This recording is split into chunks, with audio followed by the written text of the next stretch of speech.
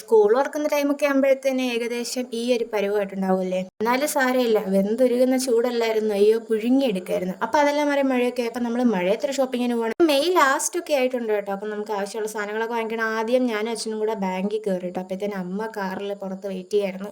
അച്ഛൻ പാവം എനിക്ക് വേണ്ടിയിട്ടെല്ലാം ചെയ്യുകയാണ്. ഞാൻ പിന്നെ പെട്ടിഷ് ഇറക്കി അങ്ങനെ ഇരുന്നു.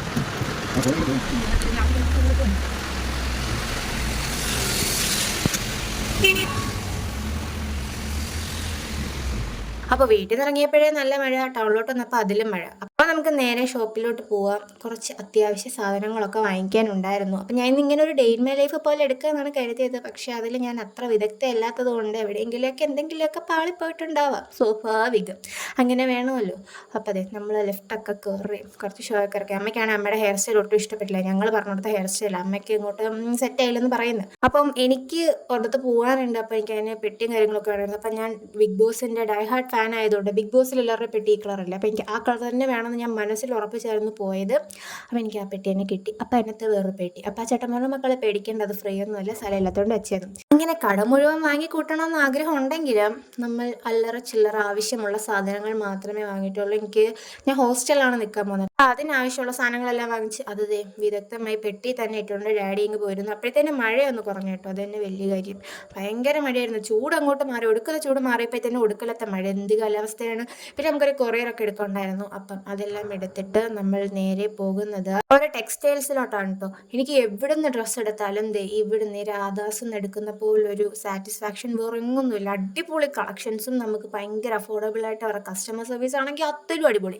ഞാൻ ഇതുവരെ കയറിയ കടകളിൽ നിന്നൊക്കെ എനിക്ക് ഏറ്റവും ഇഷ്ടമുള്ള കസ്റ്റമർ സർവീസ് ഇവരുടെ കേട്ടോ. ഭയങ്കര അവിടെ ഇരിക്കുന്ന ആ തുണി മൊത്തം എടുത്തിട്ടാലും ആ ചേച്ചിമാർ ചിരിച്ചുകൊണ്ട് ഇങ്ങനെ എല്ലാം എടുത്തിട്ട് തരും. അത് അവർ തന്നെ മടക്കി വെക്കേണ്ടതെന്ന് പോലും ഓർക്കത്തില്ല. നമ്മൾ പറയുന്ന ഇങ്ങനെ എടുത്തിട്ട് തന്നുകൊണ്ടിരിക്കും. പിന്നെ എന്നെ കൊണ്ട് ഡ്രസ്സ് എടുക്കാൻ പോയാൽ പണിയാണ്. നമ്മളിങ്ങനെ വാരി വലിച്ചിങ്ങനെ ഓരോ നോക്കിക്കൊണ്ടിരിക്കും. അങ്ങനെ നമുക്ക് ഇഷ്ടമുള്ള സാധനങ്ങൾ, ഇഷ്ടമുള്ള ഡ്രസ്സെല്ലാം വാങ്ങി ആ കവറിലെ ചേച്ചി അനുകരിക്കാൻ നോക്കുവാണ്. ചേച്ചിക്ക് എൻ്റെ അത്ര ലുക്കില്ലെങ്കിലും എൻ്റെ കൂടെ പിടിച്ച് നിൽക്കുന്നുണ്ട്.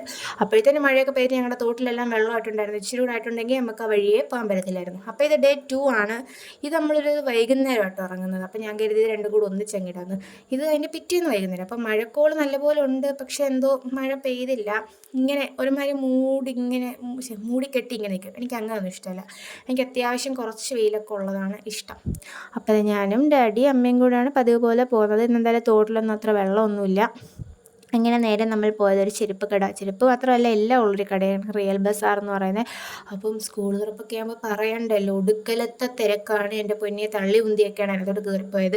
അപ്പോൾ അവിടെ നിന്ന് ഞാൻ കുറച്ച് ചെരുപ്പ് വാങ്ങിക്കാൻ പോവുകയാണ്. ഇവിടെ ഭയങ്കര അഫോർഡബിളായിട്ട് നമുക്ക് ചെരുപ്പ് വാങ്ങിക്കാം, എത്ര വേണേൽ വാങ്ങിക്കാം. നമുക്ക് പുറത്തുനിന്നൊരു ഷോപ്പിൽ നിന്ന് വാങ്ങിക്കുന്ന ഒരു ചെരുപ്പൊക്കെ വാങ്ങിക്കുന്ന പൈസയ്ക്ക് ഇവിടെ നിന്ന് ഒത്തിരി വാങ്ങിക്കാം കേട്ടോ. അപ്പം ഞാൻ അവിടെ നിന്ന് എല്ലാം വാങ്ങിച്ചിട്ട് നേരെ ഒരു ഫാൻസി സ്റ്റോറിലോട്ടാണ് പോയത്.